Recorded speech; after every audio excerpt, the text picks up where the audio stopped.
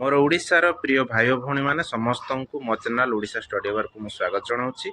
आपण मानक पई आज नहीं आछि एसएसजीटी 2026 रो एग्जाम संपर्कित बहुत सारा पिलांकर मेसेज आछि। सर एते पर्यंत स्लॉट बुकिंग हेलानी आमे कोन सुनिबा को पाइलु जे एग्जाम कैंसिल होई जिवो स्लॉट बुकिंग हेबोनी कोन रही छि हमको डिटेल रे कहंतु। देखंतु मु आपन को डिटेल रे आज वीडियो माध्यम रे कहबी ता पूर्व जदि हम चैनल को सब्सक्राइब करनांती सब्सक्राइब करी पाकर बेल आइकन को निश्चित भाबे प्रेस कर दियंतु।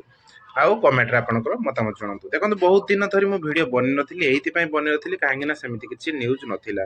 देखंतु एबे सोशल मीडिया रे वायरल चलछि जे किछि तथ्य सुना जाय जाकि एग्जाम कैंसिल। देखंतु तथ्य नुहे ये होचे रियल जे एग्जाम कैंसिल आपनकर 100% हेइ जिवो बोली समस्त जानिछंती। काहेकि ना जोटी फेब्रुआरी 23 रे एग्जाम होबार थिला निहाती भाबे एते बेलकु एसएससी डिक्लेयर कर दैथंता जे आपनकर एडमिट कार्ड आपन स्टेटस आउ आपनकर स्लॉट बुकिंग सब किसी को स्लॉट बुकिंग ऑप्शन सरीकी आपनकर एग्जाम सिटी रो स्टेटस आउ एडमिट कार्ड मध्य जो मानकर 23 तारिख रो होबा कथा से मानकर एडमिट कार्ड मध्य किछि दिन मध्य आसी जिबाकू थिला। किंतु ये सब प्रोसेस रो किछि भी देखा साक्षात नाही। तेणु समस्ते वीडियो बनैबार लागि गले जे जो 23 तारिख एग्जाम थिला ता पोस्टपोन हो गला। किंतु एबे किछि सूचना जना पड़ी जोटा कि एसएससी तरफ जना पड़ी आम डिपार्टमेंट तरफ जना पड़ो ना कहीं डिपार्टमेंट एग्जाम सहित किसी संपर्क नहीं। एग्जाम तो एसएससी करोची कौन सी सीएपीएफ तार एग्जाम कंडक्ट करोनी।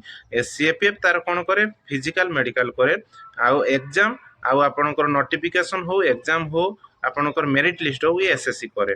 तेणु मुझे आपको कही दूची जे एग्जाम एबे संपूर्ण भाव कैंसिल हो जाए। जो माने कैंसिल मतलब पोस्टपोन होइछि कैंसिल मतलब पूरा कैंसिल हैनी पोस्टपोन होइछि जोटा फेब्रुआरी 23 रे होबा कथा सेटा मार्च 9 रु होइछि। किंतु कोनोसी ऑफिशियल एते पर्यंत डिक्लेयर हेइ नाही। किंतु आपण माने जोटा सोर्स जणा पडुछि जोटा तेणु से आपन जानी रखु मार्च 9 रु आपन एग्जाम स्टार्ट हो जोटा कि फेब्रुआरी 20 रु 22 भितर आपन स्लॉट बुकिंग आरंभ हो मार्च फर्स्ट वीक रे आपन एडमिट कार्ड मध्ये आसी जिवो।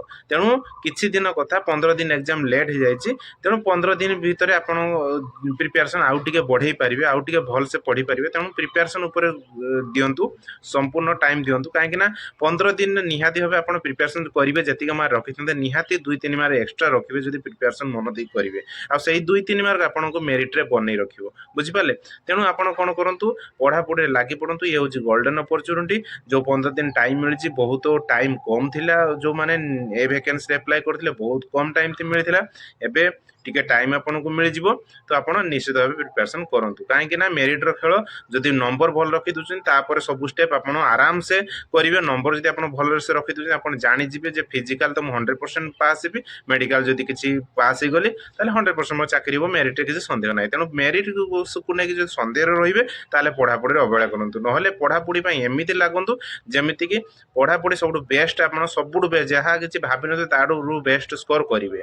तेणु समस्ते टार्गेट नहीं पाठ पढ़ु आउ एबे आपणकर कौन ना एबे समस्ते रिवाइज कर सारे एबे जेते पारुचंदी ऑनलाइन सेट प्रैक्टिस करंतु बुझले। टेक्स्ट बुक रे ऑनलाइन सेट पार पार दियंतु गोटे दुईटा तापर 3-3टा नेखा एमती सेट पार डे दियंतु आ एग्जाम रो स्कोर आपण चेक करंतु।